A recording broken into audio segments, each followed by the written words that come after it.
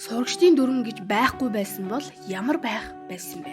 Хүүхдүүдийн амьдралын боломж ил тод харагдсанаас үүдэж нэг нэгний гадаад үзмжээр дүрмэж ялгарлан гадуурхах, цаашлаад бүлэг үүсгэн үерхэж бусдынхаа эрхийг зөрчих, тавгүйтүүлэх, айдас түгшүүр зэрэг сөрөг үзэгдлүүдийг дагуулах биш үү? Тэгвэл энэ асуудлыг яаж шийдэх вэ? Сурагчдын тэгш эрх, адил боломж нөхцөлтэйгээр суралцах орчныг буу болгохын тулд дараах дүрмүүдийг гаргадаг. Гадаад үзмж ижил байлгахын тулд хүүхэд бүр адил дүрмд хувцастай байх ба гадаад үзмжээрээ бусдаасаа онцгой буюу тод хувцас хэрэглэл өмсөж зүүх, нүрээ будах, үсээ хит итгээд хэв маягтай засах зэргийг хоригддаг. Бусдад хүндэтгэлтэй хандаж сурахын тулд хараалын үг хэлэх, хичээл дундуур саад болох, гар утсаараа оролдох, чанга ярих, чанга дуурах, богч ажиллах, хичээлээс хоцрох гэх мэтийг хоригддаг. Бүгд найрамдах Солонгос улсын Сөүл хотын Монгол сургуулийн сурагчдын дүрм нь 35 зүйлтэй ба сургуулийн гаднаж доторч мөн адилхан үйлчилдэг. Манай сургуулийн сурагчдын дүрм бол Монгол хүүхдэд багаас нь их зүйн сайн боловсролыг болгоход чиглэсэн арга зүйн систем.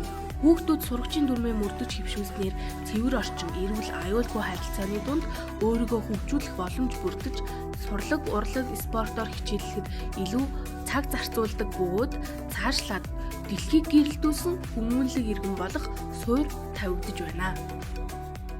Сайн байцгаана уу та нартай энэ өдрийн минь төргий. За миний би Солонгос дахь Монгол сургуулийн түүх нийгмийн ухааны багшаар 6 дахь шилдээ ажиллаж байгаа юм багш байна. За тэгээд манай Солонгос дахь Монгол сургуулийн хувьд бол одоогоос 22 жилийн тэртээ Монгол хүүхдэд хайртай, монголчуудад илэгтэй, юм сайхан сэтгэлтэй гэр бүлийн санаачлагаар үүсэн байгуулагдаж одоо хүртэл монгол хүүхдүүдэд төрөлх хэлээр нь үндэсний боловсролыг нь олгож ирсэн ийм буянтай ийм сайхан сургууль байгаа. За тэгээд манай сургууль бол Монголоос бүх мэргэжлийн багш нарыг авчирч тэдгээрийн гэр бүлтэйг нь авчирч ингэж нийгмийн асуудлыг шийдэж ажилуулдаг. За мөн сургуулийнхаа материалыг бааз, сургуулийн дотоод дүрм журмаар монгол хүүхдүүдэд хоёр орны соёлын сайн боловсролыг олгож байгаагаараа маш их давуу талтай. Тэдгээрийн нэг нь монгол сургуулийн маань сурагчийн дүрм сайшаал тургуулын он байдаг. Өнөөдөр та бүхэндээ энэ бичлэгээрээ монгол сургуулийнхаа сурагчийн дүрмийн давуу тал, түүгээр дамжуулан олгогдож байгаа эрх зүйн сайн боловсролын талаар бичлэгийг хүргэж байгаа юм аа. Ингээд анхаарал тавьсан таамагтай баярлалаа. Хууль дүрмээ хүндэтгэн дэдэлж эмх цэгц сахилга баттай эрүүл харилцаатай нийгмийг бүтээцгээе.